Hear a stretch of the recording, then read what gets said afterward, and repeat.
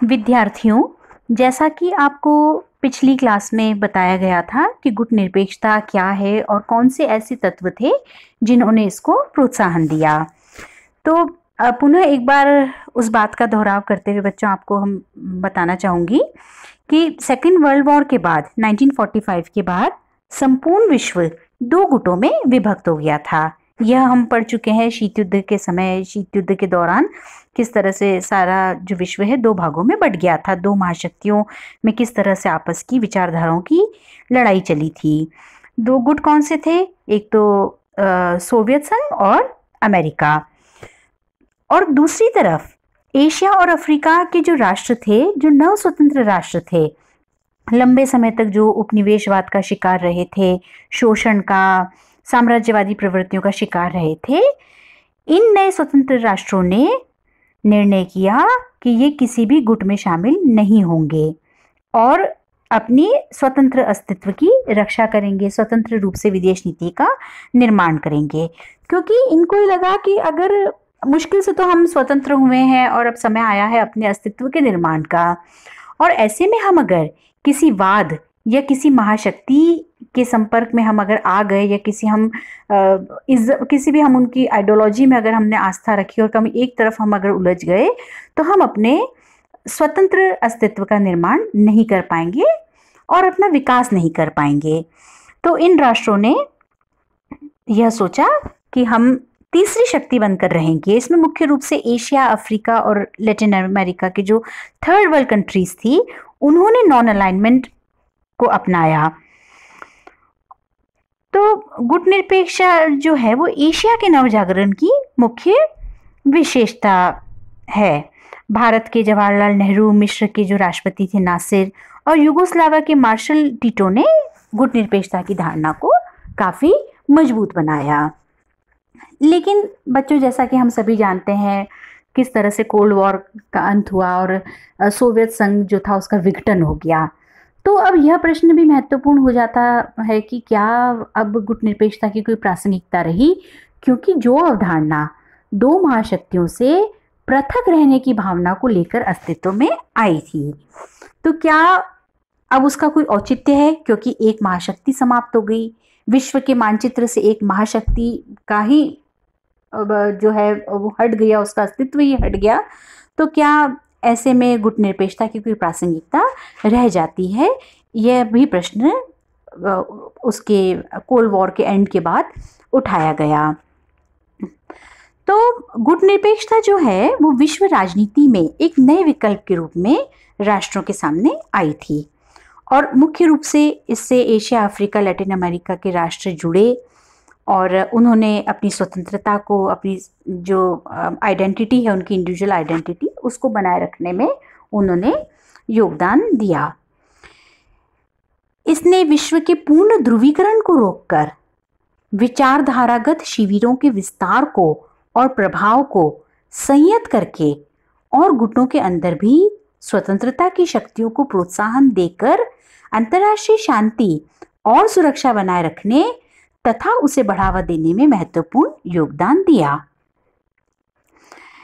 संयुक्त राष्ट्र संगठन के भीतर और बाहर दोनों जगह बहुत से कल्याणकारी क्षेत्रों में, जैसा कि जो छोटी छोटी कॉलोनीज थी उनको स्वतंत्रता दिलाई, प्रजातीय समता को उन्होंने साकार किया और जो अल्प विकसित देश थे उनके आर्थिक विकास में बहुत बड़ा योगदान दिया।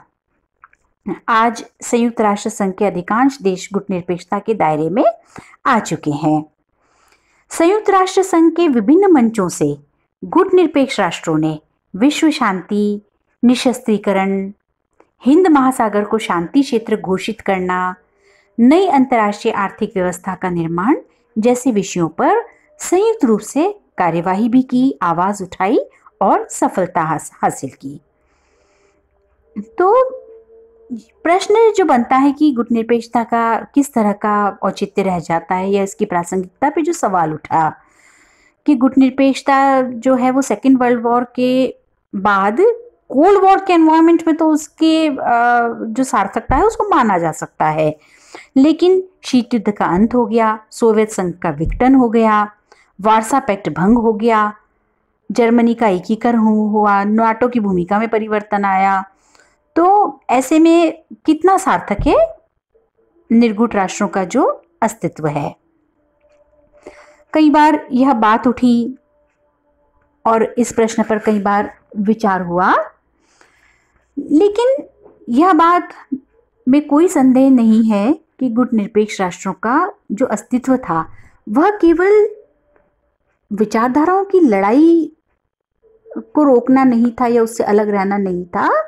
गुट निरपेक्ष जो देश थे वो कई और बातों के लिए भी प्रयत्नशील थे, जैसे नई अंतर्राष्ट्रीय व्यवस्था की मांग उनके द्वारा उठाई गई, परमाणु निशस्त्रीकरण के लिए पुरजोर प्रयास हुए, दक्षिण दक्षिण सहयोग को प्रोत्साहन दिया गया। एक ध्रुवीय विश्व व्यवस्था में जो अमेरिका की कई बार तानाशाही प्रवृत्तियां देखने को मिली, उनका विरोध भी गुट निरपेक्ष राष्ट्रों द्वारा किया गया। विकसित और विकासशील देशों के बीच, जिसे हम नॉर्थ साउथ डायलॉग भी कह सकते हैं, उनके बीच सार्थक वार्ता के लिए दबाव डाला गया। अच्छी वित्तीय स्थिति वाले गुट निरपेक्ष देश, जैसे कि जो ओपेक जो राष्ट्र हैं, उनको इस बात के लिए तैयार करना कि वे अपना अधिशेष पश्चिमी देशों की बैंकों में जमा कराने के बजाय विकासशील देशों में विकासात्मक उद्देश्यों के लिए इस्तेमाल करेंगे। यह कार्य भी गुट निरपेक्ष आंदोलन द्वारा किया गया। नव औपनिवेशिक शोषण का विरोध किया गया। संयुक्त राष्ट्र संघ के पुनर्गठन के लिए दबाव डाला जाए, जिससे कि बड़े राष्ट्र प्रस्तावित पुनर्गठन के लिए तैयार हों, यानी कि जो वीटो परिषद की सदस्यता है उसमें बढ़ोतरी हो सके, महासभा के और जो अधिकार हैं उनको विस्तार दिया जाए। तो केवल यह हम नहीं कह सकते कि एक महाशक्ति का विश्व के मानचित्र से जब पतन हो गया या विघटन हो गया तो गुट निरपेक्ष आंदोलन की कोई प्रासंगिकता नहीं रह जाती है। ऐसा बच्चों हम कोई कंक्लूजन नहीं निकाल सकते हैं। निर्गुट जो आंदोलन है उसने आतंकवाद के विरोध में आवाज उठाई है। पूर्ण निशस्त्रीकरण की जो समस्या थी, जो आर्थिक उदारीकरण, इकोनॉमिक लिबरलाइजेशन की जो पॉलिसी थी, ग्लोबलाइजेशन का जो दौर था, इन सब से जो जुड़ी समस्याएं थी, जो समाधान हो सकते थे, उनके बारे में भी गुट निरपेक्ष देशों ने आवाज उठाकर, समस्याओं को रखकर, सुझाव प्रस्तुत करके एक बहुत ही महत्वपूर्ण भूमिका का निर्वाह किया। विश्व आर्थिक नीति पर विश्व व्यापार संगठन, विश्व बैंक और अंतर्राष्ट्रीय मुद्रा कोष के बढ़ते वर्चस्व के कारण विकासशील देशों की आर्थिक समस्याओं के समाधान का जो मुद्दा है वह बहुत जटिल होता जा रहा है। तो ऐसे जो मुद्दे थे, इन पर सार्थक वार्ता के लिए दबाव डालने का काम भी गुट निरपेक्ष जो देश हैं उनके माध्यम से किया गया। तो जो कई बार जो ये तर्क दिया गया और तर्क की पुष्टि जो 1992 में गुट निरपेक्ष राष्ट्रों के विदेश मंत्रियों की बैठक में की गई थी कि भाई सोवियत संघ का विघटन हो गया, शीत युद्ध समाप्त हो गया है, इसलिए अब गुट निरपेक्ष आंदोलन की प्रासंगिकता भी समाप्त हो गई है। लेकिन ये जो बैठक थी इसमें बहुसंख्यक जो विदेश मंत्री थे उन्होंने इस विचार का विरोध किया। उनका कहना था कि बड़ी संख्या में गुट निरपेक्ष देश अभी निर्धन है या आर्थिक दृष्टि से पिछड़े हुए हैं।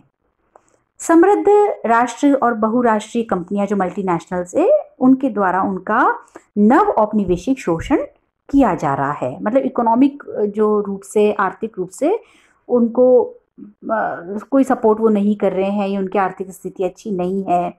ऐसी स्थिति में उन्हें बचाने के लिए यह ज़रूरी है कि विकसित और विकासशील देशों के बीच सार्थक वार्ता के लिए दबाव डाला जाए और विकासशील जो देश हैं, जो डेवलपिंग कंट्रीज़ है, उनमें आपस का सहयोग और आपस में जो वार्ताएं हैं उनका स्तर बढ़ाया जाए और एक दूसरे के विकास के लिए वो स्वयं भी प्रयास करें।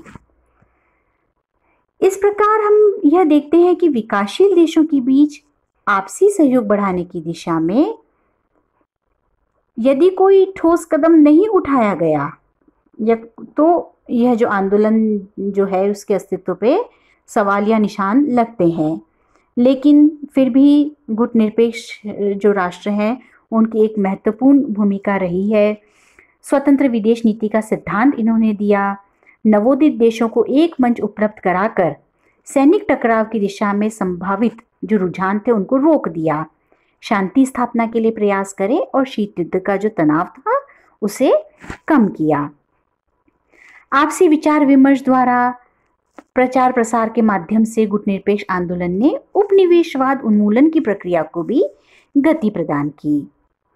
1960 के बाद यह महसूस किया गया कि राजनीतिक उपनिवेशवाद का तो उन्मूलन हो रहा है, लेकिन नव स्वाधीन राष्ट्र आर्थिक दृष्टि से बहुत कमजोर हैं, औद्योगिक देशों पर निर्भर है, जिससे लगता है कि निर्धन देशों पर धनी देशों का जो प्रभाव है वह बना हुआ है। ऐसे में नई अंतर्राष्ट्रीय अर्थव्यवस्था की मांग उठने लगी। पर्यावरण प्रदूषण की समस्या है, उसे रोकने के लिए आवाज उठाई गई। लुसाका और अल्जीयर्स में जो सम्मेलन हुए थे उनमें नई अंतर्राष्ट्रीय अर्थव्यवस्था का प्रस्ताव रखकर आंदोलन ने विश्व में प्रदूषण की समस्या पर ध्यान केंद्रित किया। इससे यह सिद्ध होता है कि गुटनिरपेक्ष आंदोलन शांतिपूर्ण समतावादी विश्व व्यवस्था स्थापित करके विकासशील देशों का भविष्य उज्जवल बनाने के प्रयासों में निरंतर प्रयासरत रहा है। बदली हुई जो अंतर्राष्ट्रीय परिस्थितियां हैं उसमें गुटनिरपेक्ष आंदोलन की प्रासंगिकता हमें बढ़ती हुई दिखाई देती है।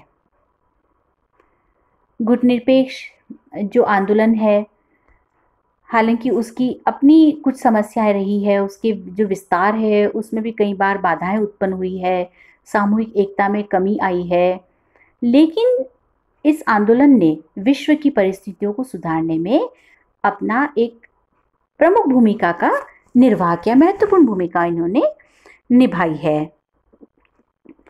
हालांकि जो शिखर सम्मेलन थे उनको पहले की तरह गंभीरता से नहीं लिया जा रहा है और कई बार जो अंदर की जो प्रॉब्लम्स है, इंटरनल प्रॉब्लम्स बहुत सारी उसमें होने लग गई है, लेकिन गुटनिरपेक्ष आंदोलन वास्तव में अंतर्राष्ट्रीय राजनीति का एक स्थायी तत्व है।